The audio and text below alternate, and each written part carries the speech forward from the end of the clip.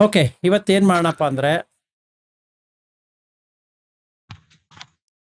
ಬುದ್ಧ ಧರ್ಮದಲ್ಲಿ ಯಾವ ತರ ವಿಭಾಜನೆ ಆಗಿದೆ ಅನ್ನೋದನ್ನ ನೋಡೋಣ. ಮೊದಲನೇದಾಗಿ ನಾವು ತಿಳ್ಕೋಬೇಕಾಗಿರೋದು ಧಾತು. 5 ಧಾತುಗಳಿದೆ. ದೇಹದಲ್ಲಿ 5 ಧಾತು ನೋಡ್ಕೊಳ್ಳೋ ಒಂದು ಎಬಿಲಿಟಿ ಬರಬೇಕು. ಓಕೆ, ಸೊ ಈಗ ಹೀಗೆ ನಾನು ವಿಡಿಯೋಲಿ ನೋಡ್ತಾ ಇದ್ದೀನಿ. ಈಗ ನಾನು ಯಾರನ್ನೇ ನೋಡಿದ್ರು ಮೂಗಿನ ಹೊಳ್ಳೆ ನೋಡಿದ್ರೆ ಆಕಾಶ ಧಾತು, ಮುಖ ನೋಡಿದ್ರೆ ಪಠವಿ ಧಾತು, ಎಂಜಿಲ್ ತಗೊಂಡ್ರೆ ಆಪೋ ಧಾತು, ಅಥವಾ ಬೆವರು ಬರ್ತಾ ಇದ್ರೆ ಹಿಂಗ್ ಮುಟ್ಕೊಂಡ್ರೆ ಬಿಸಿ ಹತ್ತಿದ್ರೆ ತೇಜೋ ಧಾತು, ಉಸಿರಾಟ ತಗೊಂಡ್ರೆ ವಾಯು ಧಾತು. 5 ಧಾತು. ಮತ್ತೆ ಒಂದು ಕಾನ್ಷಿಯಸ್ನೆಸ್, ವಿಜ್ಞಾನ ಅಥವಾ ಚೈತನ್ಯ. ಕನ್ನಡದಲ್ಲಿ ಚೈತನ್ಯ, ಪಾಲಿಯಲ್ಲಿ ವಿಜ್ಞಾನ, ಇಂಗ್ಲಿಷಲ್ಲಿ ಕಾನ್ಷಿಯಸ್ನೆಸ್. ಇವಿಷ್ಟೇ. ಈ ಲೆವೆಲ್ಗೆ ನಮ್ಗೆ ಅರ್ಥ ಆದರೆ ನೆಕ್ಸ್ಟ್ ಲೆವೆಲ್ಗೆ ಹೋಗ್ಬೋದು. ನೆಕ್ಸ್ಟ್ ಲೆವೆಲ್ ಏನಪ್ಪಾ? ಕಣ್ಣಿದೆ, ಕಿವಿ ಇದೆ, ಬಾಯಿ ಇದೆ, ಮೂಗಿದೆ, ದೇಹ ಇದೆ, ಮನಸ್ಸಿದೆ. ಇದು ಆಯತನ. ಸೊ ಬುದ್ಧ ಧಮ್ಮ ಅಂತ ಕೇಳಿದ್ರೆ 5 ಧಾತು, 1 ವಿಜ್ಞಾನ, ಮತ್ತೆ 6 ಆಯತನ. ಕಣ್ಣಿನಿಂದ ಊಟ ಮಾಡ್ಸಕ್ ಆಗೋದಿಲ್ಲ. ಟ್ರೈ ಮಾಡಿ ನೋಡಿ. ನೀವು ಇಲ್ಲಿ ಹಾಕೊಳ್ಳೋದ್ ಬದಲು ಇಲ್ಲಿ ಹಾಕೋಬೇಕು. ಆಗತ್ತಾ ನೋಡಿ. ಇಲ್ಲ, ಅನ್ನ ತಗೊಂಡು ಕಿವಿಗೆ ಹಾಕೊಳ್ಳಿ, ಅಲ್ಲೂ ತೂತಿದೆಯಲ್ಲ, ಅಲ್ಲಿ ತುರ್ಕಿ ನೋಡೋಣ. ಆಗತ್ತಾ? ಟ್ರೈ ಮಾಡಿ. ಅದು ನೀವು ಹೇಳಕ್ಕಾಗಲ್ಲ, ನಿಮ್ಗೆ ಮೋಸ್ಟ್ಲಿ ಆದ್ರೂ ಆಗ್ಬಹುದು, ನನಗಂತೂ ಆಗೋದಿಲ್ಲ ಅದು. ಓಕೆ, ಹಾಗೇನೆ ವಾಸನೆ ಇಲ್ಲಿ ಮೂಗಲ್ ಬರುತ್ತಲ್ಲ, ಕ್ಲೋಸ್ ಮಾಡಿ ಕಿವಿಯಲ್ಲಿ ವಾಸನೆ ಬರಲಿ ಅಂತ ಹೇಳಿ ಟ್ರೈ ಮಾಡಿ. ನಿಮ್ಗೆ ಮೋಸ್ಟ್ಲಿ ಆಗ್ಬೋದೇನೋ, ನೀವು ಸ್ಪೆಷಲ್ ಹ್ಯೂಮನ್ ಬೀಯಿಂಗ್ ಆಗಿದ್ರೆ ಆಗ್ಬಹುದು. ಹಾಗೇನೆ ನಾಲಿಗೆಯಲ್ಲಿ ತಿನ್ನೋದು ರುಚಿ ಬರುತ್ತಲ್ಲ, ಅದು ನನಗೆ ಮೈಯೆಲ್ಲ ಬರಬೇಕು ಅಂತ ಹೇಳಿ ಹಿಂಗ್ ತಗೊಳ್ಳಿ, ನೆಕ್ಕೊಳ್ಳಿ, ಹಿಂಗೆ ನೆಕ್ಕಿ ಟೇಸ್ಟ್ ಬರುತ್ತಾ ನೋಡಿ. ನಿಮಗೇನು ಅರ್ಥ ಆಗತ್ತಪ್ಪ ಅಂದ್ರೆ ಅದರದ್ದು ಏನಿದೆಯಲ್ಲ ಅದು ಅದಕ್ಕೆ ಗೊತ್ತಿದೆ. ನೀವು ಹೇಳ್ಕೊಡೋದೇನು ಬೇಕಿಲ್ಲ. ನೀವು ಎಂದಾರ ಹೇಳ್ಕೊಟ್ಟಿದ್ದೀರಾ ಕಣ್ಣಿಗೆ ನೋಡ್ಬೇಡಪ್ಪ ಅಂತ?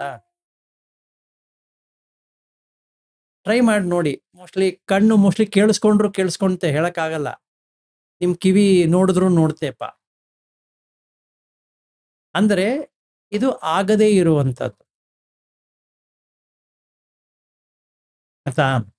ಅಂದ್ರೆ ಕಣ್ಣು ಬರೀ ನೋಡುತ್ತೆ, ಕಿವಿ ಕೇಳಿಸ್ಕೊಳ್ಳುತ್ತೆ, ಮೂಗಿಂದ ವಾಸನೆ ತಗೊಳುತ್ತೆ, ನಾಲಿಗೆಯಿಂದ ರುಚಿ ಬರುತ್ತೆ, ದೇಹದಿಂದ ಮುಟ್ಟಿದ್ರೆ ಸ್ಪರ್ಶ ಆಗತ್ತೆ, ಮನಸ್ಸಲ್ಲಿ ಏನೇ ಭಾವನೆ ಬಂದ್ರು ಗುರ್ತಾಗತ್ತೆ. ಇದು 5 + 1 ಆಯತನ. 5 ಇಂದ್ರಿಯ, 1 ಮನಸ್ಸು. ಸೊ ಇದರ ಮೇಲೆ ಹೋದ್ರೆ ಇದನ್ನ ಹೇಗೆ ಒಬ್ಬ ಮನುಷ್ಯ ಅಥವಾ ಒಂದು ಪ್ರಾಣಿ, ಒಂದು ದೇವ, ಒಂದು ಬ್ರಹ್ಮ ಹೀಗೆ ಅಂತ ಕರಿತಾ ಬಂದ್ರೆ ಇದು ಯಾವ ತರ ಅಂತ ಕೇಳಿದ್ರೆ, ಒಂದು ರೂಪ, ವೇದನ, ಸಂಜ್ಞಾ, ಸಂಖಾರ, ವಿಜ್ಞಾನ. ರೂಪ ಗೊತ್ತಾಯ್ತಲ್ಲ ಈಗ. ರೂಪ, ಈ ರೂಪ ಆನೆ ರೂಪನೂ ಇರ್ಬೋದು, ಒಂಟೆ ರೂಪನೂ ಇರ್ಬೋದು, ಕುದುರೆನೂ ಇರ್ಬೋದು, ನಾಯಿ ಇರ್ಬೋದು, ಹಂದಿ ಇರ್ಬೋದು, ಏನ್ ಬೇಕಾದ್ರೆ ಇರ್ಬೋದು ರೂಪ.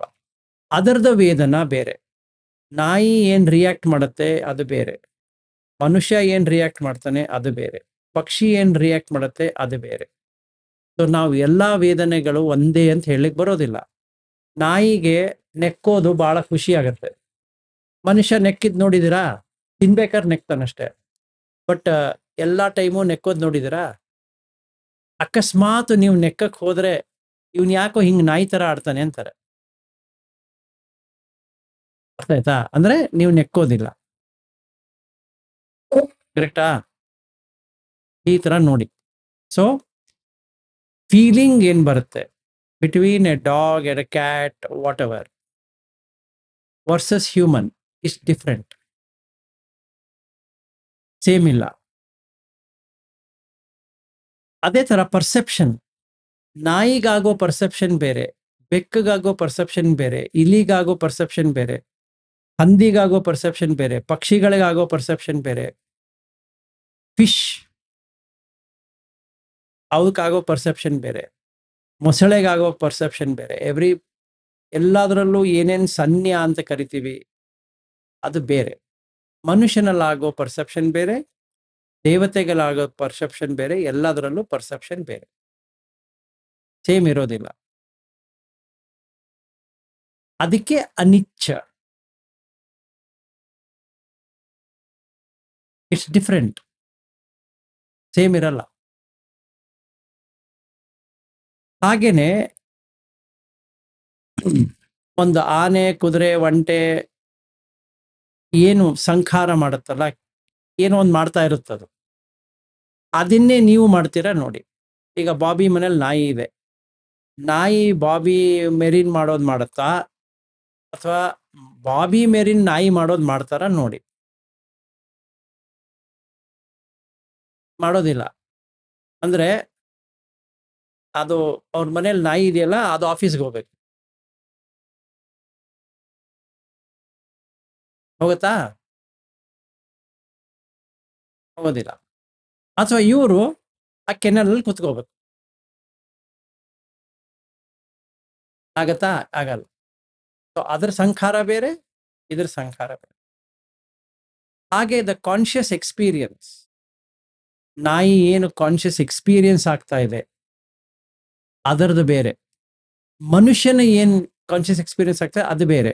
ಈ ಗೋಪಾಲಕೃಷ್ಣ ಅವರು ಸ್ಟ್ರೇ ಡಾಗ್ಸ್ಗೆಲ್ಲ ಊಟ ಕೊಡ್ತಾರೆ, ಅವಕ್ಕೆ ಊಟ ಬರ್ತಾ ಇದೆ ಅನ್ನೋದೊಂದು ಪ್ರೀತಿ ಬಿಟ್ರೆ ಅದಕ್ಕೆ ಮನುಷ್ಯನ ತರ ಪ್ರೀತಿ ಇರೋದಿಲ್ಲ. ಎರಡು ಸೇಮ್ ಅಂದ್ರೆ ಈದರ್ ಮನುಷ್ಯ ನಾಯಿ ಆಗ್ಬಿಟ್ಟಿದ್ದಾನೆ ಅಂದ್ರೆ ಮುಂದಿನ ಜನ್ಮದಲ್ಲಿ ನಾಯಿ ಆಗ್ತಾನೆ, ಇಲ್ಲ ನಾಯಿ ಮನುಷ್ಯ ಆಗತ್ತೆ ನೆಕ್ಸ್ಟ್ ಜನ್ಮದಲ್ಲಿ. ಅದರ್ವೈಸ್ ಅದಾಗೋದಿಲ್ಲ. ಅದು ಬಾಲ ಅಲಾಡಿಸ್ಕೊಂಡು ಯಾಕೆ ಬರುತ್ತೆ? ಅದಕ್ಕೆ ಊಟ ಸಿಗ್ತಾ ಇದೆ ಬರುತ್ತೆ, ಅದು ಪ್ರೀತಿ ಮಾಡುತ್ತೆ ಯಾಕಂದ್ರೆ ಊಟ ಸಿಗುತ್ತೆ. ಬಟ್ ಮನುಷ್ಯನ ಪ್ರೀತಿ ಬೇರೆ, ಎರಡು ಒಂದೇ ಅಲ್ಲ. ಸೊ ನಾವು ಅಕಸ್ಮಾತ್ ಮನುಷ್ಯನಿಗೆ ನಾಯಿಗೆ ಒಂದೇ ಹೋಲಿಸ್ಬಿಟ್ರೆ, ಎರಡು ಒಂದೇ ಅಂತ ಅಂದ್ಬಿಟ್ರೆ ಪ್ರಾಬ್ಲಮ್ ಏನಾಯ್ತು? ಈಗ ಮನುಷ್ಯನ ಗುಣ ಇತ್ತಲ್ಲ ಅದು ನಾಯಿ ಆಗೋಗಿದೆ, ಅಂದ್ರೆ ಕಾನ್ಶಿಯಸ್ನೆಸ್ ಅಲ್ಲಿ ನಾಯಿ ಆಗಿದೆ. ಈಗ ಭಾವ ಜಾತಿ ಅಂತ ತಗೊಂಡ್ರೆ ನಾಯಿ ಜಾತಿ ಬರುತ್ತೆ. ಅಂದ್ರೆ ಇಲ್ಲಿ ಮನುಷ್ಯ ಬಿಡ್ತಾ ಇದ್ದಂಗೆನೆ ನಾಯಿ ಹೊಟ್ಟೆಯಲ್ಲಿ ಹೋಗುತ್ತೆ, ಹುಟ್ತಾ ಇದ್ದಂಗೆ ನಾಯಿ ಆಗತ್ತೆ, ಸಿಂಪಲ್. ಇಲ್ಲ ಕೆಲವೊಂದು ನಾಯಿಗಳು ಮನುಷ್ಯರ ತರ ಆಡತ್ತೆ, ಅಂದ್ರೆ ಅದ್ರ ಟೈಮ್ ಬಂದಿದೆ ಮೇಲ್ ಬರಕ್ಕೆ. ಸೊ ಇಲ್ಲಿ ಸಾಯ್ತಾ ಇದ್ದಂಗೆನೆ ಮನುಷ್ಯದಲ್ಲಿ ಹುಟ್ಟುತ್ತೆ. That is possible. ಸೊ ನಾವೇನ್ ನೋಡ್ಬೇಕಪ್ಪ ಅಂದ್ರೆ, ನಾವು ಈ ಬಾಡಿಯಲ್ಲಿ ದೇವ ಲೋಕದಲ್ಲಿ ಇರ್ಬೋದು, ಈ ಬಾಡಿಯಿಂದ ಬ್ರಹ್ಮ ಲೋಕದಲ್ಲೂ ಇರ್ಬೋದು, ಈ ಬಾಡಿಯಿಂದ ನಾಯಿ ಲೋಕದಲ್ಲೂ ಇರ್ಬೋದು, ಒಂಟೆ ಲೋಕದಲ್ಲಿ ಇರ್ಬೋದು, ಪಕ್ಷಿ ಲೋಕದಲ್ಲಿ ಇರ್ಬೋದು, ನರಕದಲ್ಲೂ ಇರ್ಬೋದು. ಹೆಂಗ್ ಗೊತ್ತಾಗತ್ತೆ? ಯಾರೋ ಒಬ್ರು ಕಿರ್ಚಾಡ್ತಾ ಇರ್ತಾರೆ, ಅವ್ರು ಮಾತಾಡ್ಸಕ್ ಆಗೋದೇ ಇಲ್ಲ, ಆ ಟೈಮಲ್ಲಿ ಅವ್ರಿಗೆ ಏನ್ ಹೇಳಕ್ಕೂ ಸಾಧ್ಯ ಇಲ್ಲ, ಅವ್ರು ಸುಮ್ಮನೆ ನೋಡ್ತಾ ನಿಂತ್ಕೊಳ್ಳೋದು ಉತ್ತಮ. ಈಗ ಅವನೊಬ್ಬ ಟಿವಿ ಚಾನಲ್ ಕಿರಿಸ್ತಾ ಇರ್ತಾನಪ್ಪ, ಅವನ್ ಹಾರ್ಟ್ ಅಟ್ಯಾಕ್ ಆಗತ್ತೆ, ಎಲ್ಲಿ ಹೋಗ್ಬೋದು? ಅವನ ಆ ಟೈಮಲ್ಲಿ ಏನ್ ಮಾಡ್ತಿದ್ದ? ಅಲ್ಲಿಗೆ ಹೋಗ್ತಾನೆ, ಬಿಕಾಸ್ ಅವನಿಗೆ ಬೆಂಕಿ ಹಾಕೊಂಡು ಸುಡ್ತಾ ಇದ್ದಾನೆ. ಸೊ ಸೀದಾ ನಿರಾಯ. So consciousness will take whatever form it takes. ಇದರಲ್ಲಿ ನಾವು ಸೈನ್ಸ್ ತಗೊಂಡ್ರು, ಲಾ ಆಫ್ ಥರ್ಮೋಡೈನಮಿಕ್ಸ್ ತಗೊಂಡ್ರು, energy will take forms. Form will get transformed. So if you consider consciousness as energy, energy can never be created nor destroyed. Matter can never be created nor destroyed, but matter can be transformed. So a human matter can become animal. It depends on consciousness. So ನಾವು ಮನಸ್ಸು ಹೇಗಿರುತ್ತೋ ಪುನರ್ಜನ್ಮ ಹಾಗಾಗತ್ತೆ. So ಈಗ ನಾವು ಏನು ನೋಡ್ಬೋದಪ್ಪ, ಕರುಣೆಯಿಂದ ನೋಡೋದು, ಎಲ್ಲರನ್ನು ನೋಡ್ಬೋದು, ಯಾರೇ ಆಗಿರ್ಬೋದು, ಎಂಥದೇ ಆಗಿರ್ಬೋದು, ಎಂಥ ಮನುಷ್ಯನೇ ಆಗಿರ್ಬೋದು, ಕೆಟ್ಟ ಮನುಷ್ಯನೇ ಇರ್ಬೋದು, ಒಳ್ಳೆ ಮನುಷ್ಯನೇ ಇರ್ಬೋದು, ಏನು ಬೇಕಾದಿರ್ಬೋದು,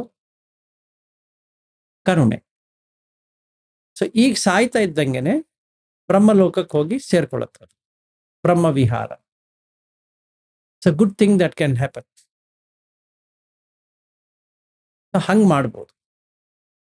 ಓಕೆ, ಸೊ ಬುದ್ಧ ಧರ್ಮ ಅಂತ ತಗೊಂಡ್ರೆ ಫಸ್ಟು ಧಾತು, ಆಯತನ, ಪಂಚಖಂಡ. ಇದು ಹೆಂಗ್ ಬರುತ್ತಪ್ಪ ಅಂತ ಕೇಳಿದ್ರೆ ಪಟ್ಟಿ ಸಮುತ್ಪಾದ. ಇದಿದ್ರೆ ಇದಾಗತ್ತೆ, ಇದಿಲ್ಲದೆ ಇದ್ರೆ ಇದಾಗೋದಿಲ್ಲ ಅಷ್ಟೇ. ಏನಿದ್ರೆ ಏನಾಗುತ್ತೆ, ಜನನ ಇದ್ರೆ ಮರಣ ಆಗತ್ತೆ, ತಪ್ಪಿಸ್ಕೊಳಕ್ ಆಗೋದಿಲ್ಲ. ಮರಣ ಇದ್ರೆ ವ್ಯಥೆ ಪಡೋದು ಹಾಗೆ ಆಗತ್ತೆ. ನನಗೆ ಬೇಡವೇ ಬೇಡ ಅಂದ್ರೆ ಹುಟ್ಟು ಬರಬೇಡ, ಏನೂ ಆಗೋದಿಲ್ಲ. ಹುಟ್ಟು ಬಂದ್ಮೇಲೆ ವ್ಯಥೆ ಇರೋದೆ, ಏನು ಮಾಡೋಕ್ಕಾಗಲ್ಲ. ಓಕೆ, ಸೊ ಬೇಸಿಕಲಿ ಈ ಧರ್ಮ ಅರ್ಥ ಮಾಡ್ಕೊಳ್ಳೋದು ಇಷ್ಟು. ಇದಕ್ಕೆ ನಮಗೆ ಎರಡು ವಿಚಾರ ಬೇಕು. ಒಂದು ಸಮತ, ಅಂದರೆ ಮನಸ್ಸು ಉಸಿರಿನಲ್ಲಿ ನೋಡಿಕೊಂಡು ಶಾಂತವಾಗೋದು. ಇನ್ನೊಂದು ವಿಪಶ್ಯನ, ಒಳಗಡೆ ಏನಿದೆ ಅನ್ನೋದನ್ನು ನೋಡೋದು. ಕೊಳಕನ್ನೆಲ್ಲ ಹೊರಗೆ ಹಾಕೋದು ವಿಪಶ್ಯನ. ಕೊಳಕ ತನಕ ಹೋಗೋದು ಸಮತ. ಅಂದ್ರೆ ಒಂದು ಪಾತ್ರೆ ತುಂಬಾ ನೀರು, ಕೆಳಗಡೆ ಮಣ್ಣು. ಮಣ್ಣನ್ನು ತೆಗಿಬೇಕಂದ್ರೆ ನೀರನ್ನು ಚೆಲ್ಲಕ್ಕಾಗಲ್ಲ. ಅಳ್ಳಾಡಿಸ್ತಾ ಇದ್ರೆ ಅದು ಕೆಳಗೆ ಹೋಗಿ ಕೂತ್ಕೊಳ್ಳಲ್ಲ. ಅದಕ್ಕೇನ್ ಮಾಡ್ಬೇಕು, ಅಳ್ಳಾಡ್ಸೋದು ನಿಲ್ಲಿಸ್ಬೇಕು. So mind is like that bowl. So ಅದನ್ನು ಅಳ್ಳಾಡಿಸ್ಬಾರ್ದು, ಸ್ಥಿರ ಮಾಡಬೇಕು. ಸೊ ನೀರು ಅಲ್ಲಾಡಲ್ಲ ಹಿಂಗೆ. Then it become still. ಆವಾಗ ಕೈ ಹಾಕಿ ಗಲೀಜನ್ನು ತೆಗೆದು ಹೊರಗೆ ಎಸೆದು,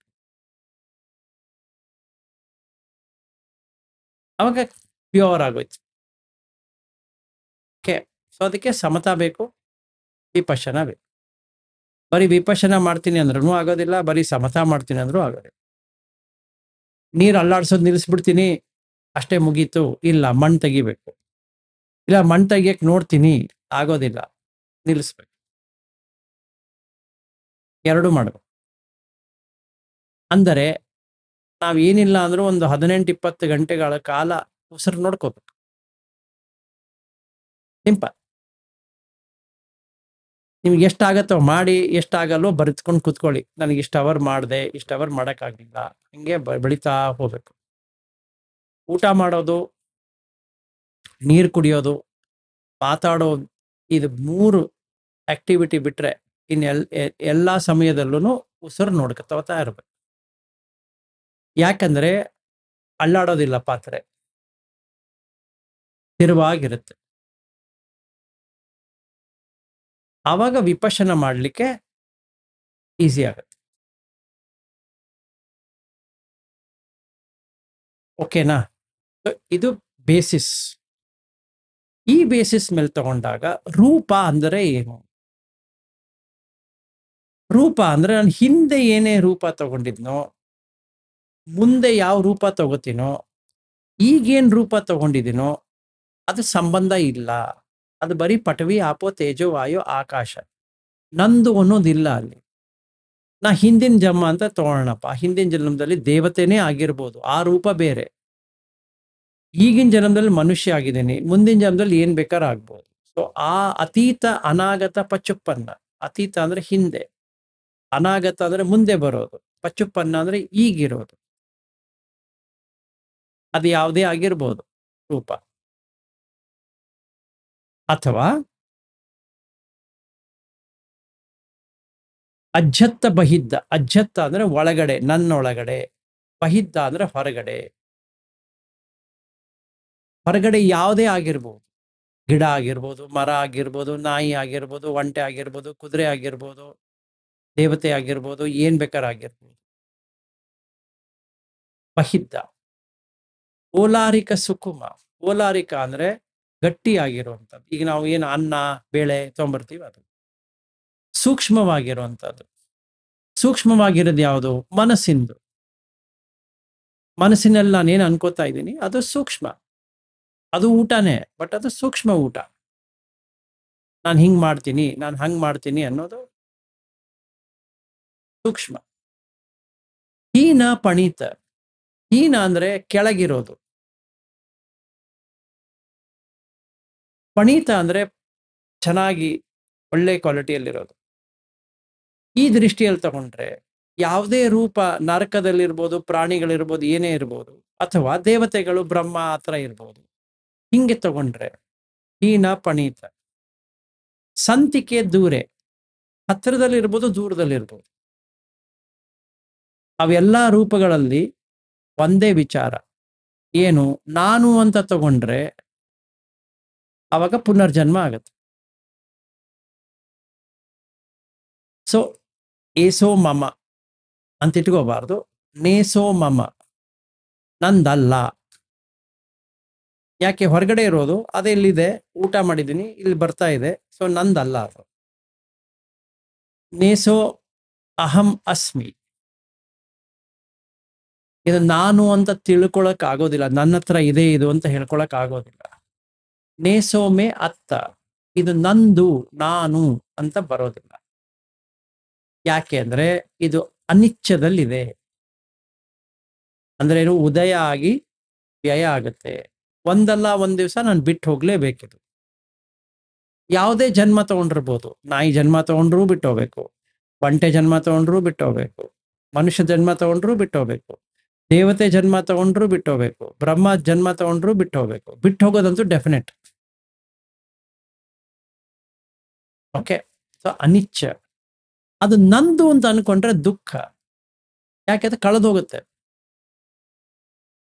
ಅದಕ್ಕೆ ಅನತ್ತ, ನಾನು ಅನ್ನೋದಿಲ್ಲ ಅಲ್ಲಿ. ಹಾಗೇನೆ ನನಗೆ ಏನೇ ಚೆನ್ನಾಗಿ ಅನ್ಸಿರ್ಬೋದು ಹಿಂದೆ, ಅತೀತ. ಮುಂದೆ ಏನಾದ್ರು ಚೆನ್ನಾಗಿ ಅನಿಸ್ಬೋದು, ಅಥವಾ ಈಗ ಚೆನ್ನಾಗಿ ಅನ್ಸಿರ್ಬೋದು. ಅದರದ್ದು ಅದೇ ಗೊಳೆ. ಅತೀತ, ಅನಾಗತ, ಪಚ್ಚುಪ್ಪನ್ನ. ಅಜ್ಜತ್ತ ಬಹಿದ. ನನಗೆ ಒಳಗಡೆಯಿಂದ ಬಹಳ ಒಂಥರ ಚೆನ್ನಾಗಿ ಅನಿಸ್ತಾ ಇದೆ, ಹೊರಗಡೆ ಚೆನ್ನಾಗಿ ಅನಿಸ್ತಾ ಇದೆ. ಅಂದ್ರೆ ಏನೋ ತಿಂದೆ ಬಹಳ ಚೆನ್ನಾಗಿ ಅನಿಸ್ತದೆ, ಏನೋ ಕೇಳಿಸ್ಕೊಂಡೆ ಚೆನ್ನಾಗಿ ಅನಿಸ್ತಾ ಇದೆ. ಹೊರಗಡೆ ಒಳಗಡೆ. ಓಲಾರಿಕ ಸುಕುಮ. ಈಗ ನಮಗ್ 6 ಸೆನ್ಸಸ್ ಅಲ್ಲಿ ಕಾಣೋದು ಓಲಾರಿಕ. ಕಣ್ಣಿಗೆ ಕಾಣದೇ ಇರೋದು ಸೂಕ್ಷ್ಮವಾಗಿರೋದು. ಯಾವಾಗ? ಧ್ಯಾನಕ್ಕೆ ಹೋಗೋದು. ಹೀನ ಪಣೀತ. ಈ ತಿನ್ನೋದ್ರಿಂದ ಇದು ಇಷ್ಟ ಬರೋದು ಅವೆಲ್ಲ ಹೀನ. ಪಣೀತ. ಧ್ಯಾನದಲ್ಲಿರೋದು ಪಣೀತ ಅಂದ್ರೆ ಪ್ರಣೀತವಾಗಿ ಚೆನ್ನಾಗಿರೋದು, ಮೋಸ್ಟ್ ಪ್ರೊಫಿಷಿಯಂಟ್. ಸಂತಿಕೆ ಹತ್ತಿರ, ದೂರೆ ದೂರ. ಅದು ಸೇಮ್, ಚೇಂಜ್ ಆಗ್ತಾ ಹೋಗುತ್ತೆ, ಉದಯ ಆಗತ್ತೆ, ವ್ಯಯ ಆಗತ್ತೆ. ಅದಕ್ಕೆ ನಂದಲ್ಲ. ಹೀಗೆ ನಾನು ಏನು ರೂಪ ನೋಡ್ತಾ ಇದ್ದೀನೋ, ಹಾಗೇನೆ ಏನು ಸಂವೇದನೆಗಳು ಬರ್ತಿದೆಯೋ, ಸಂವೇದನೆ ಅಂದ್ರೆ ದೇಹ ಸಂವೇದನೆ ಅಲ್ಲ, ನಿಮ್ ಎಲ್ಲಾ ಸಂವೇದನ 8ನೇ ಧ್ಯಾನದಿಂದ ಹಿಡಿದು ಏನು ಸಂವೇದನೆಗಳು ಬರ್ತಿದೆಯೋ ಅವಷ್ಟು ಅದರಲ್ಲಿ ಬರುತ್ತೆ. ಅದಕ್ಕೆ ನೀವು ಮೊದಲು ಧ್ಯಾನ ಮಾಡಿ ನೋಡಬೇಕು ಎಷ್ಟು ರಿಫೈನ್ ಆಗುತ್ತೆ ಫೀಲಿಂಗ್ಸ್. ನಾವೀಗ ತಿನ್ನೋದ್ರಿಂದ ಎಷ್ಟು ರುಚಿ ಬರುತ್ತಲ್ಲ ಅದಕ್ಕಿಂತ ಜಾಸ್ತಿ ಇರುತ್ತೆ. ಸೊ ನಾವು ನೋಡ್ಬೋದು, ಓ ಇದಕ್ಕಿಂತ ಇದು ಜಾಸ್ತಿ, ಇದಕ್ಕಿಂತ ಇದು ಜಾಸ್ತಿ, ಹಾಗೆ ನೋಡಿ ಬಿಡಬೇಕು. ಹಂಗೆ ಬಿಡ್ಲಿಕ್ಕೆ ಬರೋದಿಲ್ಲ, ಅದನ್ನ ನೋಡ್ಬೇಕು. ಹಾಗೆ ನೋಡಿದಾಗ ನಮ್ಮ ಪರ್ಸೆಪ್ಷನ್ ಚೇಂಜ್ ಆಗುತ್ತೆ. ಪರ್ಸೆಪ್ಷನ್ ಚೇಂಜ್ ಆದ್ರೆ ನಾವು ಮಾಡ್ತಾ ಇರೋ ಕೆಲಸಗಳು ನಿಂತ್ಕೊಂಡ್ಬಿಡುತ್ತೆ, ಇದು ಉಪಯೋಗ ಇಲ್ಲ ಅಂತ. ಅವಾಗ ವಿಜ್ಞಾನ ಸ್ಟಾಪ್ ಆಗುತ್ತೆ. ಸೊ ನಿರ್ವಾಣ ನಿಬ್ಬಾಣ ಪಾಲಿಯಲ್ಲಿ. ಸೊ ಪ್ರಾಕ್ಟೀಸ್ ಹೆಂಗೆ ಅಂತ ಕೇಳಿದ್ರೆ, ಫಸ್ಟ್ ಧಾತು, ಆಮೇಲೆ ಆಯತನ, ಆಮೇಲೆ ಪಂಚಖಂಡ, ಪಟಿಸಮುತ್ಪಾದ, ಆಮೇಲೆ ಧ್ಯಾನ, ವಿಪಶ್ಯನ ಅಥವಾ ಸಮತಾ ವಿಪಶ್ಯನ.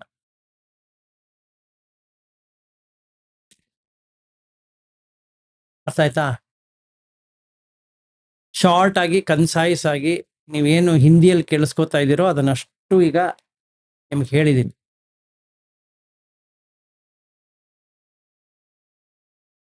ಕ್ವಶನ್ ಇದೆಯಾ?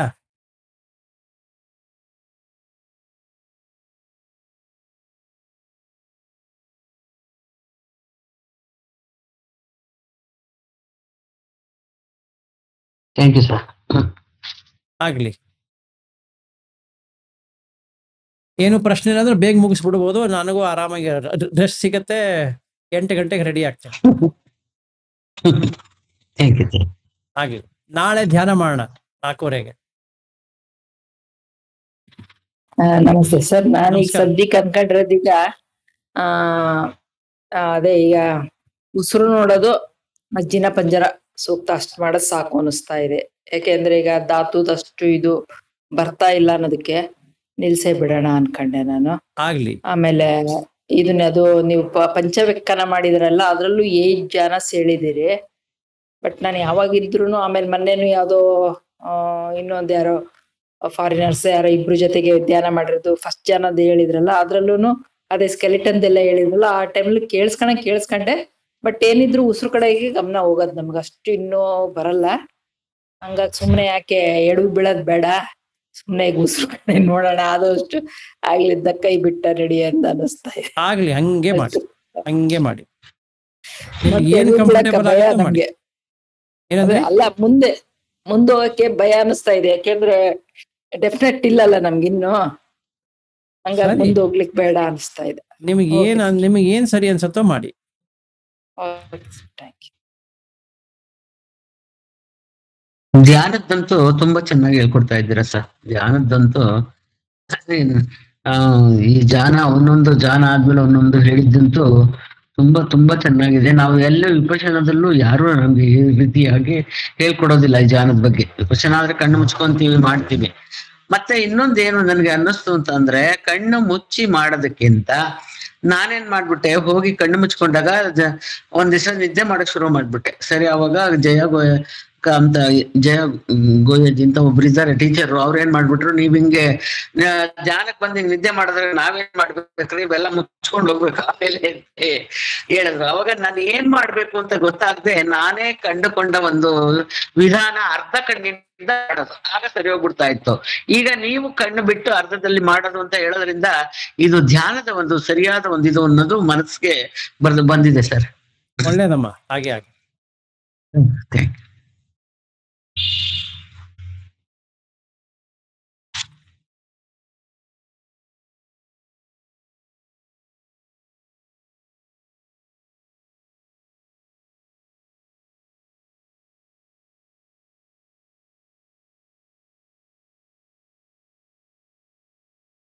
ಸೊ 4 ರೂಪ ಧ್ಯಾನಗಳಿದೆ, 4 ಅರೂಪ ಧ್ಯಾನಗಳಿದೆ.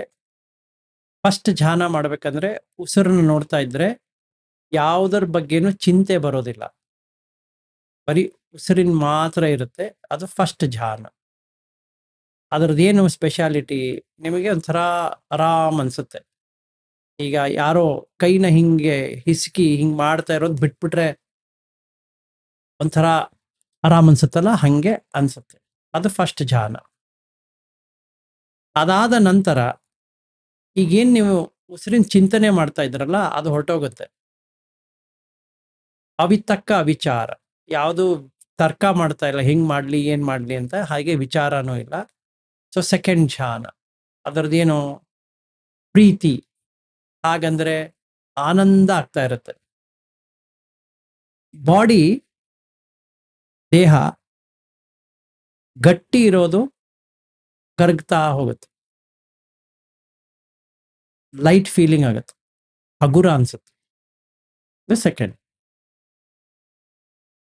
ಮೂರನೇ ಧ್ಯಾನದಲ್ಲಿ ಏನಾಗುತ್ತೆ, ಉಸಿರು ನೋಡ್ಕೊಳ್ತಾ ಉಸಿರು ಕಮ್ಮಿ ಆಗ್ತಾ ಬರುತ್ತೆ. ಈಗ ನೀವು 15 ಉಸಿರು ತಗೋತಿದ್ರೆ ನಿಮಿಷಕ್ಕೆ ಅಂದ್ರೆ ಅದು 8, 6, 3 ಹಿಂಗ್ ಬರಕ್ ಸ್ಟಾರ್ಟ್ ಆಗುತ್ತೆ. ಸೊ ಅವಾಗ ಸುಖ ಬರುತ್ತೆ. ಯಾಕಂದ್ರೆ ಇದಕ್ಕೆ ದೇಹದ ಸಂಖಾರ ಅಂತ, ಉಸಿರಾಡೋದು. ಉಸಿರು ಎಷ್ಟು ಕಮ್ಮಿ ಆಗ್ತಾ ಹೋಗುತ್ತೆ, ಸಂಖಾರ ನಿಲ್ಲಿಸ್ತಾ ಹೋಗುತ್ತೆ, ನಲ್ಲಿ ನಿಲ್ಲಿಸ್ದಂಗೆ. ಸೊ ಸುಖ ಸಿಗುತ್ತೆ. ಆ ಸುಖ ನಮಗೆ ಯಾವುದೇ ಇದರಿಂದನೂ ಸಿಗದೆ ಇರೋಂಥ ಸುಖ. ಅದು ನಿಮ್ಗೆ ಗೊತ್ತಾಗತ್ತೆ, ಓ ಇದು ಬೆಸ್ಟ್ ಸುಖ. ಇದಾದ ನಂತರ ಉಸಿರಾಟ ನಿಂತ್ಕೊಳ್ಳುತ್ತೆ. ನಿಂತ್ಕೊಂಡಿದ ತಕ್ಷಣ ಒಂದು ಪ್ರಕಾಶಮಾನವಾಗಿರುವಂತಹದ್ದು ನಿಮಗೆ ಬರುತ್ತೆ. ಈ ನಾವೇನು ಸೂರ್ಯನ ನೋಡ್ತೀವೋ ಆ ಸೂರ್ಯ ಏನೂ ಇಲ್ಲ ಅನ್ನೋ ತರ ನಿಮಗೆ ಗೊತ್ತಾಗುತ್ತೆ. ಅವಾಗ 4ನೇ ಧ್ಯಾನಕ್ಕೆ ಬಂದ್ವಿ. ಇದು ರೂಪ ಧ್ಯಾನ. ಇದಾದ ನಂತರ ನಿಮಗೆ ದೇಹ ಪೂರ ಹೊರಟೋಗುತ್ತೆ. ಆ ಲೈಟ್ ಏನಿರುತ್ತೆ ಅದು ನಿಮಗೆ ಆಕಾಶದಲ್ಲಿದ್ದ ಹಾಗೆ ಆಗತ್ತೆ, ಅನಂತ ಆಕಾಶ. ನೀವೇ ಎಲ್ಲ ಕಡೆ ಇರುವ ತರ ಅನಿಸ್ತಾ ಇರುತ್ತೆ. ಆ ಟೈಮಲ್ಲಿ ಮೃತ್ಯು ಪಟ್ರೆ ಅವನನ್ನು ಹುಡುಕೋಕ್ಕಾಗೋದಿಲ್ಲ ಯಾರು, ಎಲ್ಲಿ ಹೋದ ಅಂತ. ಯಾಕಂದ್ರೆ ಅದು ಆಕಾಶದ ಜೊತೆ ಮರ್ಜ್ ಆಗೋಯ್ತು. ಅದಿನ್ ಯಾವಾಗ ರೂಪ ತಗೊಳತ್ತೆ, ಇವತ್ತಂತೂ ತಗೊಳ್ಳೋದಿಲ್ಲ ಅದು. ಇದಾದ ನಂತರ ಅನಂತ ವಿಜ್ಞಾನ. ವಿಜ್ಞಾನಂಚಾಯತನ ಅಂತಾರೆ. ಅನಂತ. ನಿಮಗೆ ಜಾಗೃತಿ ಎಷ್ಟಿರುತ್ತಪ್ಪ ಅಂದ್ರೆ ಎಲ್ಲದರದ್ದು ಜಾಗೃತಿ ಬರುತ್ತೆ. ನೀರು ಹರಿಯೋದ್ರಿಂದ ಹಿಡಿದು ಎಲ್ಲದರದಲ್ಲೂ ವಿಜ್ಞಾನ ಥರ ಇದೆ ಅಂತ ನಿಮಗೆ ಒಂದು ಗೊತ್ತಾಗುತ್ತೆ. ಅಲ್ಲಿ ಮೃತ್ಯುಪಟ್ರೆ ಅದರಿನ್ನೂ ದೀರ್ಘ 40,000 ಕಲ್ಪಗಳು.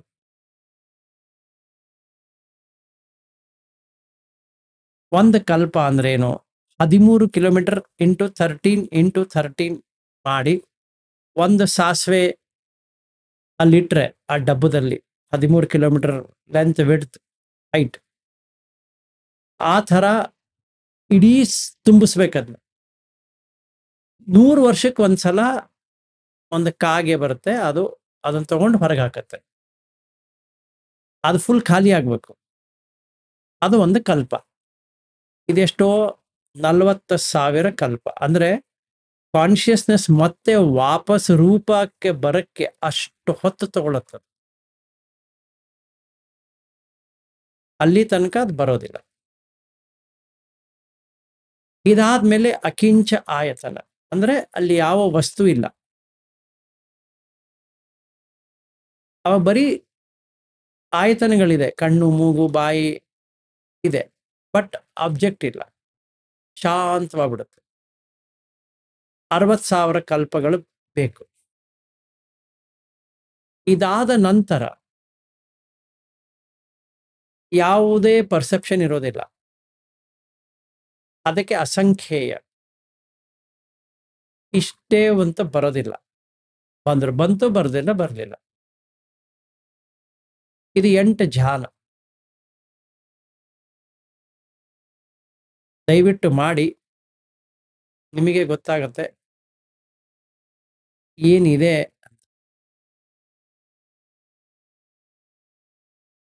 ಇದಕ್ಕೆ ಸ್ಟಾರ್ಟಿಂಗ್ ಪಾಯಿಂಟು ಉಸಿರು ನೋಡ್ಕೊಳ್ಳೋದು.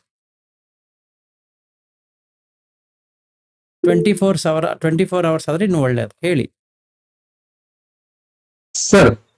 ಇದೇ ಈ ಕಲ್ಪ ಈ ವಿಚಾರದಲ್ಲಿ ನಂದು ಒಂದೇ ಒಂದು ಸಣ್ಣ ಪ್ರಶ್ನೆ ಏನಿತ್ತು ಅಂದ್ರೆ, ಈ 10 ನಿಂದ 80,000 ಹೋಗೋದು, ಮತ್ತೆ 80,000 ಇಂದ ಬ್ಯಾಕ್ ಟು 10 ಇಯರ್ಸ್ಗೆ ಈ ಸೈಕಲ್, ಲೈಫ್ ಸೈಕಲ್ ಇದೆಯಲ್ಲ ಸರ್, ಈ ತರ ಎಷ್ಟು ಲೈಫ್ ಸೈಕಲ್ ಆತರ ಏನಾದ್ರು ರಿಲೇಷನ್ ಇದೆಯಾ?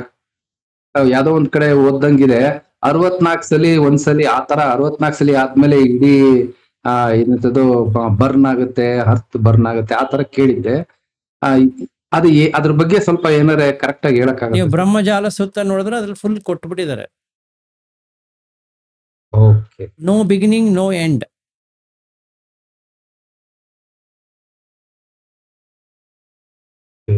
ಹಂಗಿದ್ದಾಗ ಇದು ಸಂವಟ ವಿವಟ ಅದಕ್ಕೂನು ಕಲ್ಪಾಗೂ ಹೆಂಗೆ ಇದು ರಿಲೇಷನ್ ಸರ್? ಕಲ್ಪ ಅಂದ್ರನೇ ಅದು ಒಂದು ಕಲ್ಪಾಂತರ ಅಂದ್ರೆ ಅದಕ್ಕೆ ಅಸಂಖ್ಯೇಯ ಅಂತ ಬರುತ್ತೆ. ಒಂದು ಅಸಂಖ್ಯೇಯ ಸುತ್ತ ಇದೆ. Okay okay. ಅದರಲ್ಲಿ ಏನ್ ಹೇಳ್ತಾರೆ ಬುದ್ಧರು ಅಂದ್ರೆ, ಈ ಕಲ್ಪ ಬಂದಾಗ ಅಸಂಖ್ಯೇಯ, ಯಾವಾಗ ಸಂವಟ್ಟಾಗಿ ವಿವಟ್ಟಾಗೋದು ಹೇಳಕ್ಕಾಗೋದಿಲ್ಲ, ಯಾವಾಗ ವಿವಟ್ಟಾಗಿ ಸಂವಟ್ಟಾಗೋದು ಹೇಳಕ್ಕಾಗೋದಿಲ್ಲ ಅಂತ.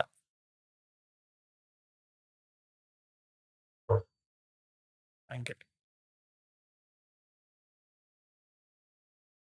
ಈಗ ನೋಡಿ, ಮೊದಲನೇ ಧ್ಯಾನದಲ್ಲಿ ತೀರ್ಕೊಂಡೆಪ್ಪ, ಒಂದು ಕಲ್ಪ. ಎರಡನೇ ಧ್ಯಾನದಲ್ಲಿ ತೀರ್ಕೊಂಡೆ, 2 ಕಲ್ಪ. ಮೂರನೇ ಧ್ಯಾನದಲ್ಲಿ ತೀರ್ಕೊಂಡೆ, 4 ಕಲ್ಪ. 4ನೇ ಧ್ಯಾನದಲ್ಲಿ ತೀರ್ಕೊಂಡೆ, 8 ಕಲ್ಪ. 5ನೇ ಧ್ಯಾನದಲ್ಲಿ ತೀರ್ಕೊಂಡೆ, 20,000 ಕಲ್ಪ.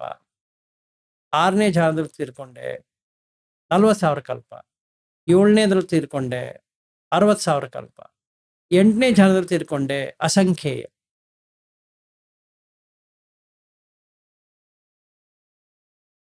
ಹಂಗಂದ್ರೆ ಏನ್ ಅರ್ಥ ಗೊತ್ತಾ?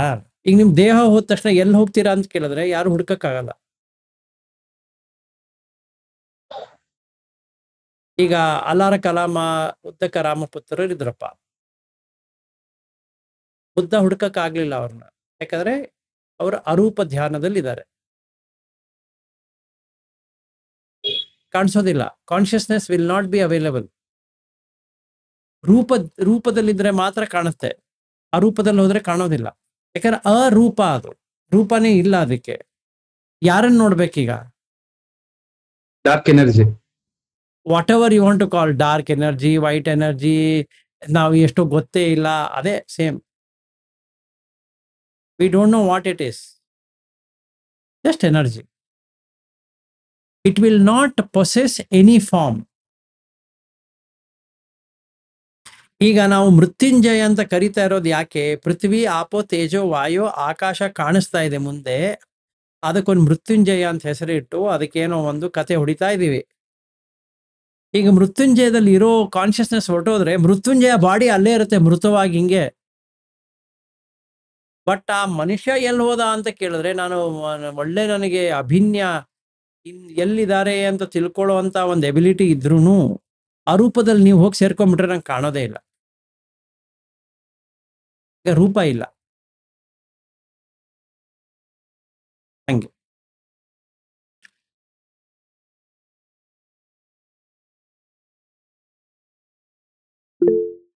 S, you want to ask in Kannada? That is a bit too much. I think it will be, they will not appreciate if my Kannada. Okay. I can understand it. I was just going to ask you about, like, so you are saying by the end, the law of physics will be destroyed. Like, you are saying like the energy will vanish. No. If you have seen, there is one nice video. Somebody has done it. I think I'll share it. Okay. It shows how even light will get destroyed. Okay. That means the black holes, when it appears, then that goes away, then goes away, then goes away, becomes zilch. Nothing. No thing. and again it starts. So physics, if you see today, so we have entropy and enthalpy, which we were studied in school. And basically we can see what it really means is that, I'll talk in Kannada, otherwise they will not understand. So if I take tea, ಅದು ಹೀಗಿಡ್ತಾ ಇದ್ದಂಗೆನೆ ಅದರದ್ದು ತಣ್ಣಗಾಗ್ತಾ ಹೋಗುತ್ತೆ. The basic law is to become cold. Any object will turn cold. So even human body will turn cold. So energy is always moving out. It requires some external energy to make it stay. Andre, atoms are always disorder. You need to bring in force to make it order. ಅದಕ್ಕೆ ಮನುಷ್ಯ ಅಂತ ತಗೊಂಡ್ರು ನಾವು ಒಂದು rule ಮಾಡಬೇಕು, ನೀವು ಲೈನಲ್ಲಿ ನಿಂತ್ಕೊಳ್ಳಿ, otherwise it is disordered. So you have to make something in order. So when they did a double slit experiment, they found out that if you put an observer, the photons will go as particles. If you don't have an observer, it turns itself into waves. Photons are light particles. They go as particles and waves. Now Manushya anta tagondre, it's made out of photons. ಯಾರಾದರೂ ನೋಡ್ತಿದ್ರೆ ಈ ಇಂಡಿಯಾದಲ್ಲಿ best, helmet ಹಾಕೊಂಡು ಹೋಗ್ತಾ ಇರಲ್ಲ, police ಅಲ್ಲಿ ಕಾಣ್ತಾ ಇದ್ದಾನೆ ಠಕ್ ಅಂತ ಹೆಲ್ಮೆಟ್ ಬರುತ್ತಲ್ಲ, that is the observer effect. Okay, police ಇಲ್ಲ, ವೇವ್. ಪೊಲೀಸ್ ಇದ್ದಾನೆ, helmet. So it is photon, light particles. All light particles by nature are disordered. ಅದಕ್ಕೆ ನಾವೇನು ಮಾಡಬೇಕು, ಆರ್ಡರ್ ಮಾಡಕ್ಕೆ ನೋಡ್ಬೇಕು. ಸೊ ನಾವೇನು ಮಾಡ್ತೀವಿ, ಎಲ್ಲರನ್ನೂ ಆರ್ಡರ್ ಮಾಡ್ತೀವಿ, ಬಾರೋ ನೀನು ಇಲ್ಲಿ ನಿಂತ್ಕೊಳ್ಳೋ, ನೀನು ಹಿಂದೆ ಮಾಡೋ, ಅದು ಮಾಡೋ. ನೋಡ್ತಾ ಇರೋದು ತನಕ ಆರ್ಡರ್ಡ್ ಆಗಿರುತ್ತೆ, ನೋಡ್ಲಿಲ್ಲ disorder. That's a third law of thermodynamics. So physics will not get destroyed. But what happens? Energy loses its power. That in Buddha teaching is somewhat contraction. Just contracts like this into a dot. And after a while, it becomes big. And that is blown out, called as Big Bang. So we don't know how it started.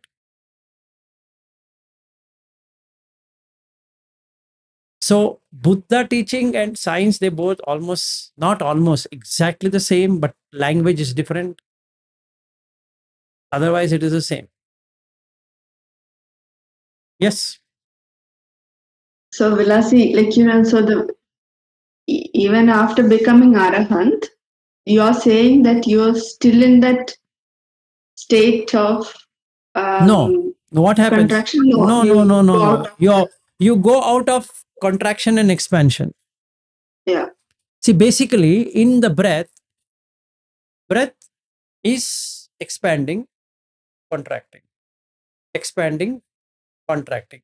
Samvatta, vivatta, correct? What is happening here is happening everywhere. What if there is an observer who is got nothing to do with samvatta, vivatta? And that is already there. There's a gap between the in-breath and out-breath. So now, adanna nodak start madadre, you are out of this cycle. And you are done. You can say goodbye, bye-bye. Because you are the witness in which everything is happening. At present, I am an actor. So I am going with everything happening What if I've become just a witness?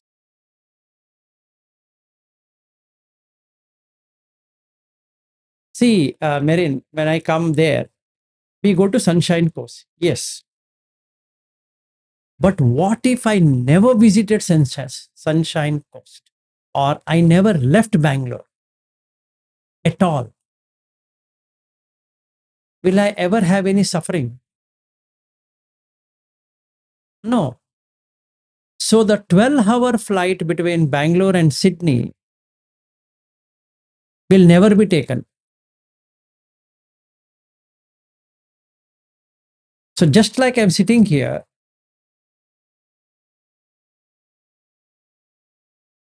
so there's no expansion, there is no contraction. Expansion means takes time. Contraction means leaves time. That means time is a illusion. If there is time, there's space. You can't cut time and take space, or you can't take space and cut time. Both go together.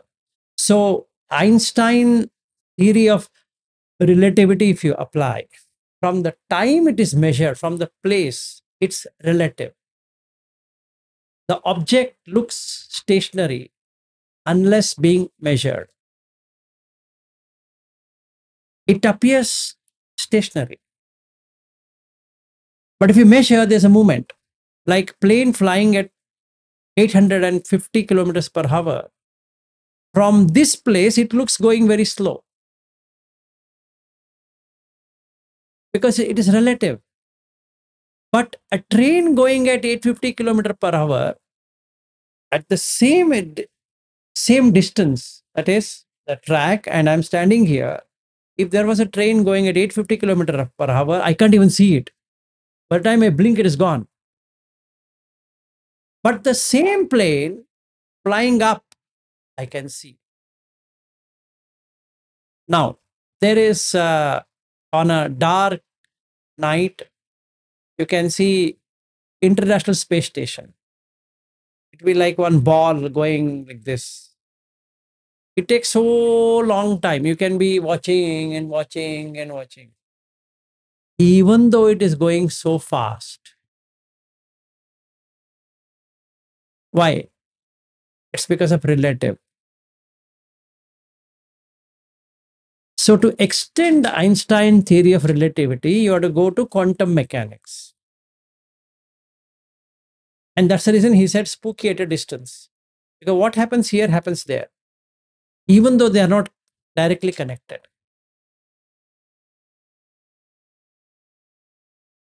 So what happens? When there is contraction in one place, will it expand in other place? No.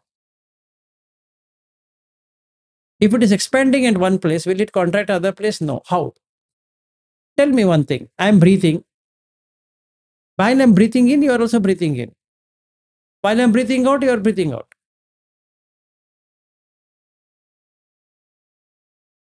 That is how this works. If you were to synchronize, if you were to sit next to each other, we'll all be breathing at the same time. Little bit of gap, but same. You will never find any human being who will be breathing while you are exhaling. Meaning, you will not be taking carbon dioxide when you have to take oxygen. And you will not be taking oxygen when you have to let go of carbon dioxide. Because it is synchronized. Nothing you can do, nothing I can do. It's completely synchronized. And we all will be aging at the same level. It doesn't matter when that person is born. It just comes into the same. Just like you go to the airport, there is this baggage thing. No matter where they put the bag, it will come to you. You don't have to go to the bag will come to you. So the carousel, what they have put, it's turning, so it will just come. So you just wait, the bag will come to you. In the same way, Annabelle at 16, Bobby at 50 are the same. Exactly the same. As far as the consciousness goes.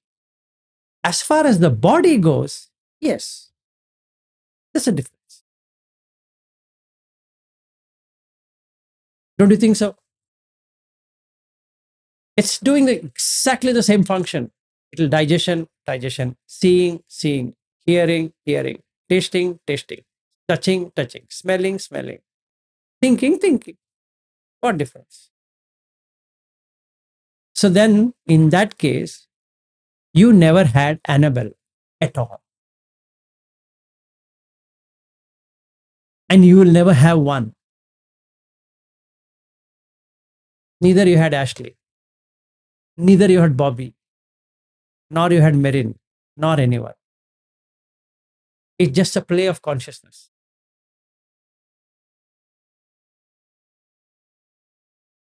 Because you're not doing anything different. See, when we take Gopal Krishna and you, basically both are doing the same thing. And you take Gopal Krishna's dog and your dog, they are also doing exactly the same thing. Exact the same. No difference.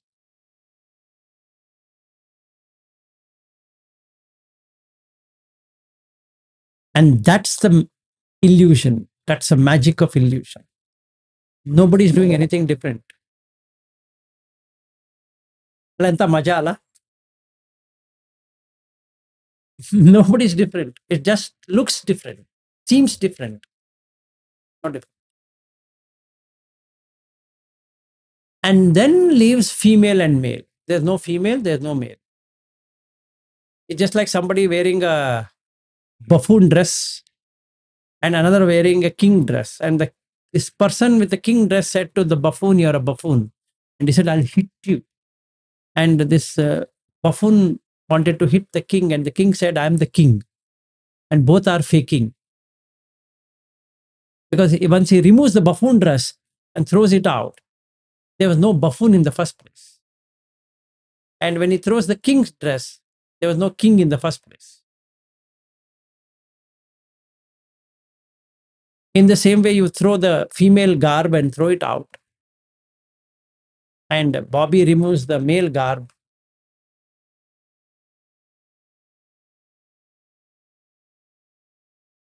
there's no male, there's no female.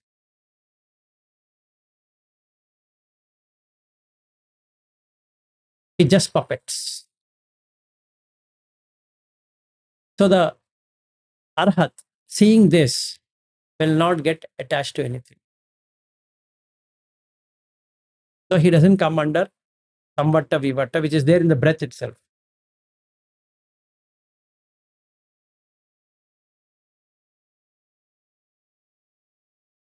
Good question. Thank you so much. Anyone? ಆದ್ರೂ ಅದ್ ಮಾಡೋದು ಎಷ್ಟು ಕಷ್ಟ ಇದೆ.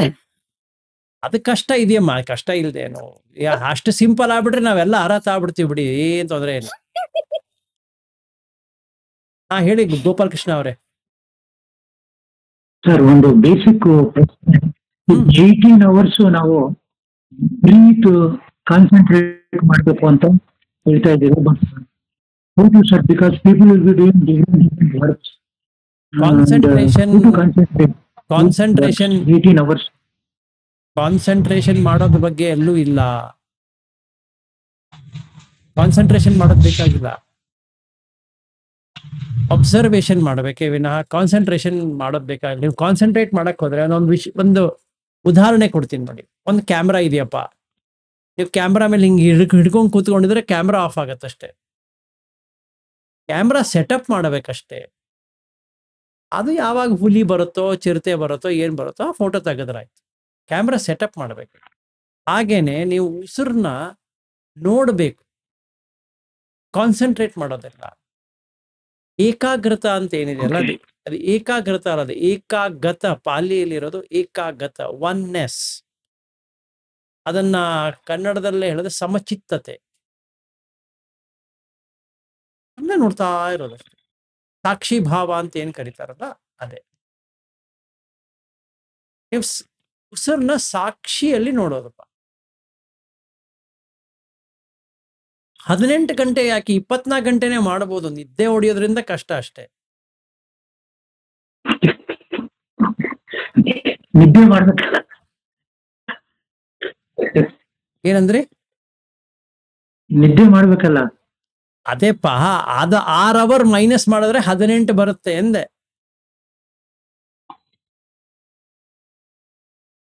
ಅಷ್ಟೊತ್ತು ನೋಡಬೇಕು ನೀವು TV ಹೆಂಗ್ ನೋಡ್ತೀರಾ ಹಂಗೆ ನೋಡಿ ಉಸರ್ನ. Okay okay, thank you sir, thank you. ಆಗ್ಲಿ, ಸಂತೋಷ.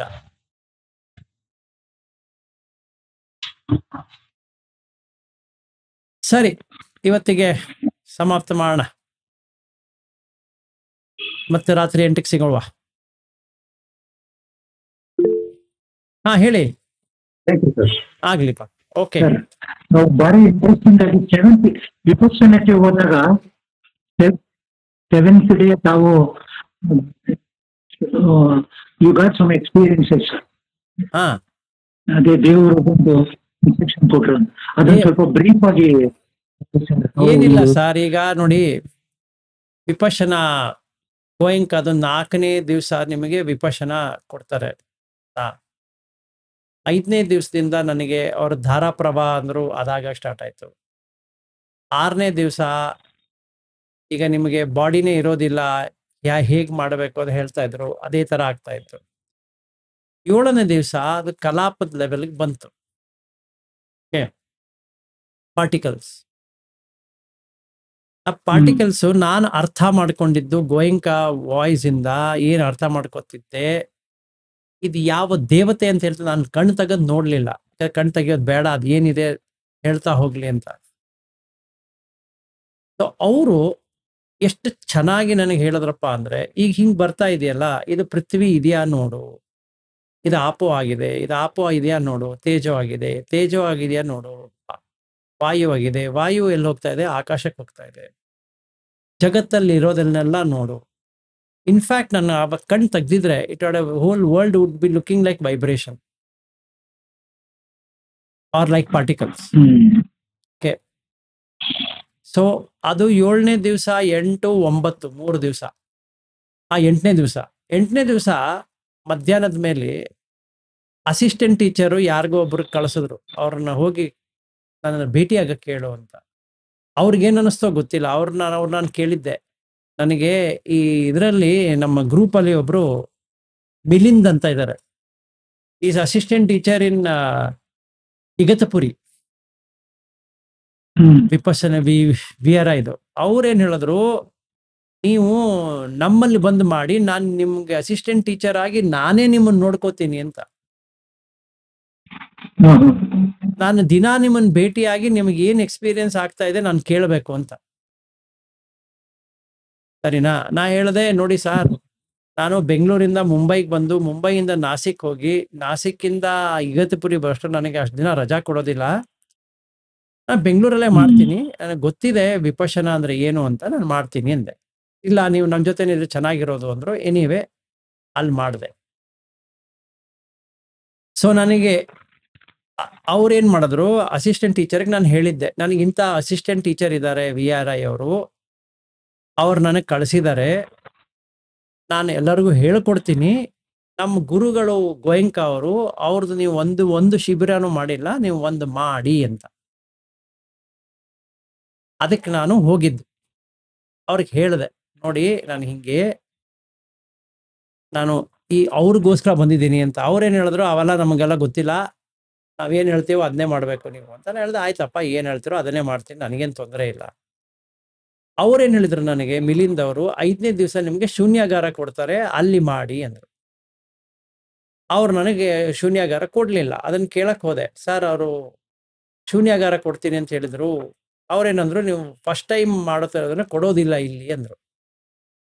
ನನಗೇನಾಗ್ಬೇಕಾದ್ರೆ ಶೂನ್ಯಾಗಾರ ಕೊಡು, ಕೊಡದೇ ಇರೋ ನನಗೇನ್ ಆಗ್ಬೇಕಾಗಿದೆ, ನಾನು ಬರೀ ಟಿಕ್ ಹಾಕೋನಷ್ಟೇ. ಏನ್ ಕೊಟ್ರು, ಏನ್ ಬಿಟ್ರು, ಏನಾಯ್ತು ಅದನ್ನು ವರದಿ ಒಪ್ಪಿಸ್ಬೇಕು. ನಾನು ಜರ್ನಲಿಸ್ಟ್ ಇರ್ತಾರಲ್ವಾ, ಆ ಥರ ಅಷ್ಟೇ, ನನಗೆ ಸಂಬಂಧ ಇಲ್ಲ. ಸೊ ಅದಾದ್ಮೇಲೆ ಏನಾಯ್ತು, ನಾನು ಹೇಳಿದೆ, ಹಂಗೆ ರೂಮಲ್ಲಿ ಮಾಡ್ಬೋದಾ ನಾನು ಅಂತ ಕೇಳಿದೆ. ಸಾಧ್ಯವೇ ಇಲ್ಲ, ನಾವು ರೂಮಲ್ಲಿ ಬಿಡೋದೇ ಇಲ್ಲ. ಸರಿ, ಅವ್ರು ನಾನು ಕೇಳಿದ್ದನ್ನು ನಾನು ಕೇಳ್ತಾ ಇದ್ದೀನಿ, ನೀವು ಬೇಜಾರು ಮಾಡ್ಕೋಬೇಡಿ, ನನಗೆ ಏನೇನು ಅವ್ರು ಹೇಳಿದ್ದಾರೆ ನಿಮಗೆ ಕೇಳ್ತೀನಿ ಅಷ್ಟೇ. ಅವ್ರಿಗೆ ಏನನ್ನಿಸ್ತೋ ಗೊತ್ತಿಲ್ಲ, ನೀವು ಒಂದು ಕೆಲಸ ಮಾಡ್ತೀನಿ, ನೀವು ಹೆಂಗೆ ಮಾಡ್ತೀರಾ, ನಿಮ್ಮ ಟೆಂಪರ್ಮೆಂಟ್ ಏನಿದೆ ನೋಡ್ತೀನಿ, ಸಾಧ್ಯವಾದರೆ ಸರಿಯಾಗಿದ್ರೆ ನಾನು ನಿಮಗೆ ಅನುಮತಿ ಕೊಡ್ತೀನಿ ಅಂತ. ಸರಿ ಅಂದೆ. ಆ 8ನೇ ದಿವಸ ನನಗೆ ಕರೆದ್ರು ಅವರು ಅವ್ರ ಆಫೀಸಿಗೆ. ನೀವು ಭಾಳ ಮುಂದುವರೆದಿರೋಂಥ ಇದ್ರ ಥರ ಕಾಣಿಸ್ತಾ ಇದ್ದೀರಾ, ನೀವು ಬೇಕಾದ್ರೆ ರೂಮಲ್ಲೇ ಮಾಡಿ ಅಂದರೆ. ನಾ ಹೇಳಿದೆ, ರೂಮ್ ಏನು ಬೇಕಾಗಿಲ್ಲ, ನನಗೆ ಇಲ್ಲಿ ಬಂದಿರೋದೇ ಅವ್ರಿಗೋಸ್ಕರ. ನಾನು ನಂದು ಮಾಡ್ತಾನೆ ಇದ್ದೀನಿ, ನನಗೆ ಇವೆಲ್ಲ ಎಕ್ಸ್ಪೀರಿಯನ್ಸ್ ಆಗಿದೆ, ನನಗೇನು ಬೇಕಾಗಿರಲಿಲ್ಲ. ಅವರು ಗೋಯಂಕಾ ಟೆಕ್ನಿಕ್ ಒಂದ್ಸರಿ ಟ್ರೈ ಮಾಡಿ ನೋಡಿ, ಯಾಕಂದರೆ ನಿಮಗೆಲ್ಲ ಸ್ಟೂಡೆಂಟ್ ಇದು BRI ಅವರಿದ್ದಾರೆ, ಅವ್ರಿಗೆ ನೀವು ಮಾತಾಡೋಕ್ಕೆ ಈಸಿ ಆಗತ್ತೆ ಅಂತ ಹೇಳಿದ್ದಕ್ಕೆ ನಾನು ಮಾಡ್ತಾ ಇರೋದು, ನನಗೆ ಆ್ಯಕ್ಚುಲಿ ಬೇಕಿಲ್ಲ ಇದು ಅಂತಾನೆ ಅವ್ರಿಗೆ ಹೇಳಿದೆ. ನಾ ಅವ್ರಿಗೆ ಹೇಳಿದೆ, ಯಾವ ಸುತ್ತದಲ್ಲಿ ಮಾಡಿದ್ರೆ ನಿಮಗೆ ಇದು ಚೆನ್ನಾಗಿ ಎಕ್ಸ್ಪೀರಿಯನ್ಸ್ ಆಗತ್ತೆ ಅಂತ. ನಾನು ಒಂಚೂರು ಓದ್ತಾ ಇದ್ದೀನಿ, ಬಟ್ ನಮ್ಮ ಇದರಲ್ಲಿ ನಾವು ಆ ಥರ ಓದೋಂಗಿಲ್ಲ ಅಂದರು. ಸರಿ, ಓದಬೇಡಿ ಅಂದೆ ಅಷ್ಟೆ.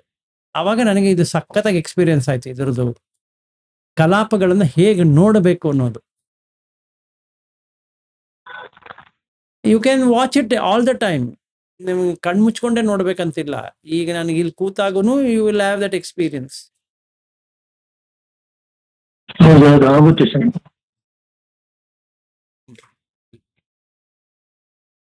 ಹೇಳಿ ಸರ್, ಅದು ಯಾವ ಸುತ್ತ ರಿಲೇಟೆಡ್ ಸರ್? ಈ ತರ ಇದು ಹೇಳಿದ್ರಲ್ಲ ನೀವು. ಯಾವ್ದಮ್ಮ?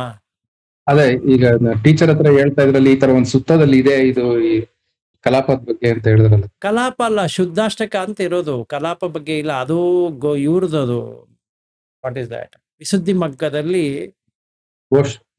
ಬುದ್ಧಘೋಷ ಅವರು ಅದನ್ನ ಕಲಾಪ ಅಂತ ಕರೆದಿದ್ದಾರೆ. ಬಟ್ ಅದರದ್ದು ಫುಲ್ ಡೀಟೇಲು ಇರೋದು ಪಟಿಸಂಬಿದ್ಧ ಮಗ್ಗ ಪಾಲಿ. ಅದು ನಿಮಗೆ ಸುಮಾರು 500 ಪೇಜ್ ಇದೆ. ಅದು ನಿಮಗೆ ಚೆನ್ನಾಗಿ ಅರ್ಥ ಆಗ್ಬಿಟ್ರೆ ನೀವು ಬುದ್ಧಂದು ಎಲ್ಲ ಅರ್ಧ ಕುಡ್ದಂಗೆ ಆಗ್ಬಿಡುತ್ತೆ.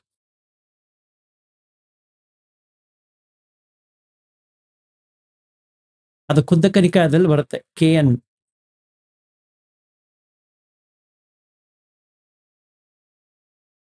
ಅದ್ರಲ್ಲಿ ಫುಲ್ ಕೊಡ್ತಾನೆ. ಸಾರಿಪುತ್ತ ಅವ್ರದ್ದು ಕಾಮೆಂಟ್ರಿ ಬಹಳ ಚೆನ್ನಾಗಿ ಹೇಳಿದ್ದಾರೆ ಅವರು, ಹೇಗೆ ಬರುತ್ತೆ, ಏನ್ ನೋಡ್ಕೋಬೇಕು, ಏನ್ ಮಾಡಬೇಕು ಅಂತ.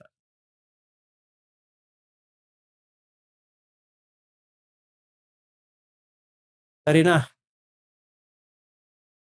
ಓಕೆ, ರಾತ್ರಿ ಸಿಗುವ 8 ಗಂಟೆಗೆ. Thank you. ಎಲ್ಲರಿಗೂ ಒಳ್ಳೇದಾಗ್ಲಿ. ನಮೋ ಬುದ್ಧಾಯ. ನಮಸ್ಕಾರ. ನಮಸ್ಕಾರ.